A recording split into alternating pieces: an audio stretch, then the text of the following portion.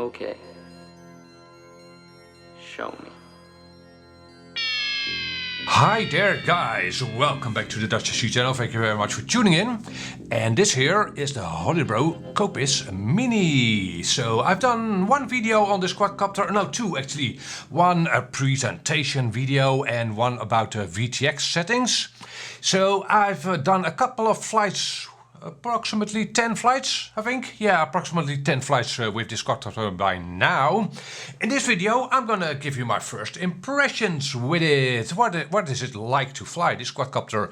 At the end of the video, I'll tell you my findings so far on the battery choices with this quadcopter. And I should add that I've only flown it completely stock, as you see it here.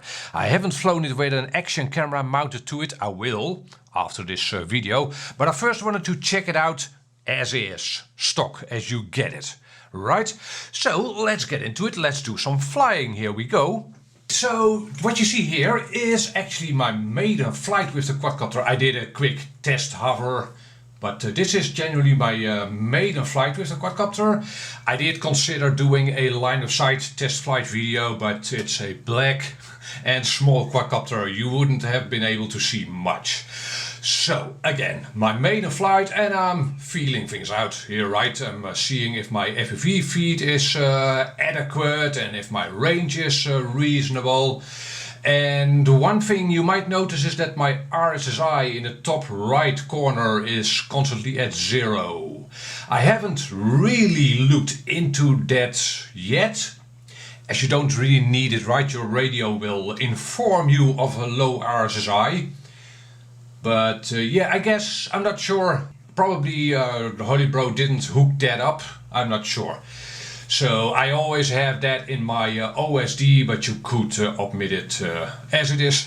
As you can see, 0. Okay, so the quadcopter, the first thing I noticed is that it is very precise and a little bit touchy. Again, I'm flying it bone stock, as you'd get it out of the box. Well, actually, probably you'd get a revised version by now, because I have informed Holybro of some well, things that could be improved. So you might get a slightly better behaved. Mine is a little touchy because the expo is 0, and that's definitely something you would probably want to do on this quadcopter. Second thing I noticed is that it is very powerful. The power to weight ratio is bigger than I had expected. It doesn't look like an ultralight. It isn't an ultralight 3-inch quadcopter, right?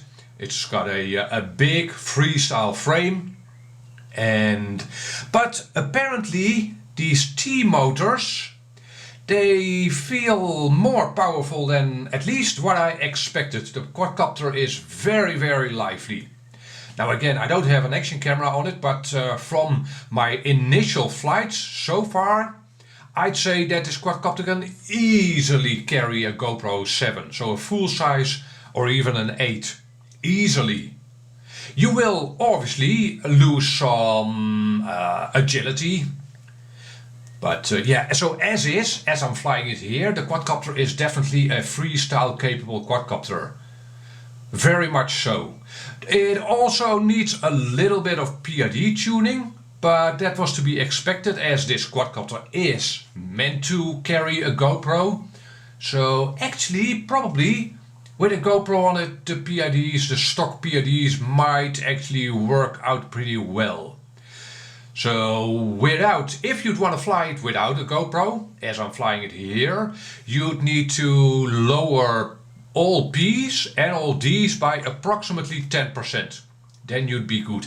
Or actually, I'll include some info on that in my review of this quadcopter. But again, if you want a quick and dirty setup, lower your P's and your D's by 10%. 10%? Yeah, 10%. And it'll fly a lot better without an action camera. Again, probably with an action camera the stock setup will work out well.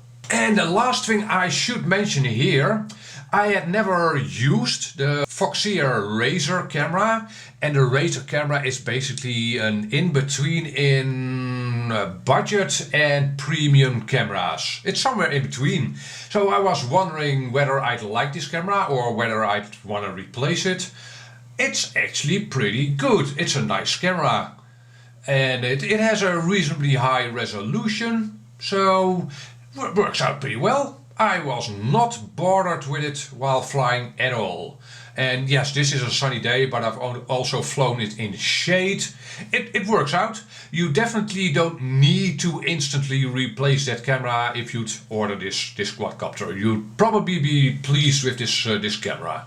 So much for my maiden flight. After this, I set about doing a maximum flight duration flight. So that's what you're looking at right now. You'll be happy to hear that I won't be having you sit through my entire flight, as it is approximately just over 7 minutes.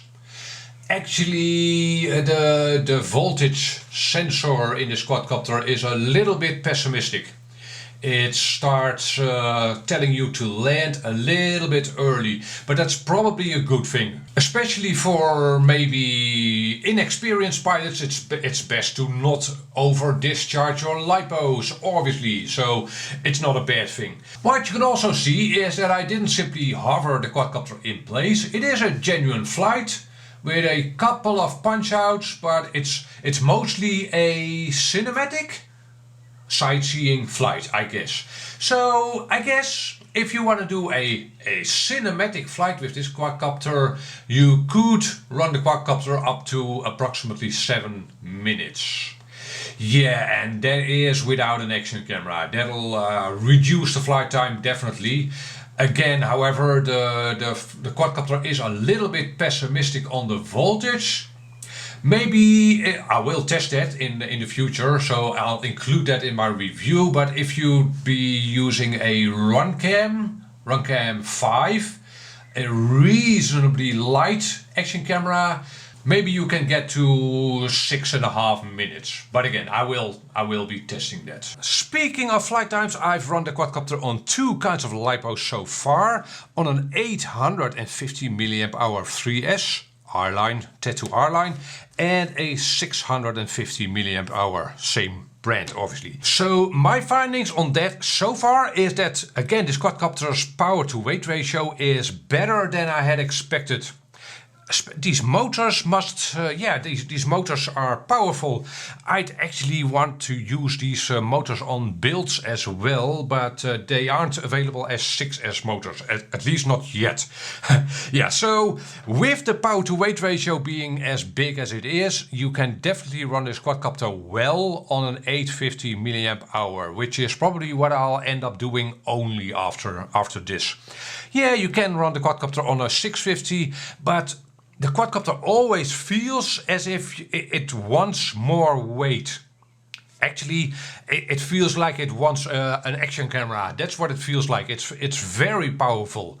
So again, so far I'd say that an 850 mAh or maybe even a bigger one. Maybe I'll try that, we'll see. Yeah, but I will first test the quadcopter on an 850 with an action camera and see what the flight time is like. And with that said, if you were considering this quadcopter, I love flying it. It is, again, a powerful quadcopter. Apparently the frame is very stiff, which makes it very precise. And yeah, it does look a little bulky maybe. With the modern quadcopters mostly going to ultra lights. This frame is just as wide, for instance, as a modern 5-inch quadcopter. Yeah, that also has a lot of room for GoPros and such and lipos. But yeah, I was expecting it to be a little sluggish. It's the opposite of sluggish. So far I am well pleased with this quadcopter. So in my next video I'll be running the quadcopter with an action camera and see what it does as a cinematic quadcopter. Be on the lookout for that. If you are left with questions, hit me up a comment down below. Catch you on the next video. Bye bye.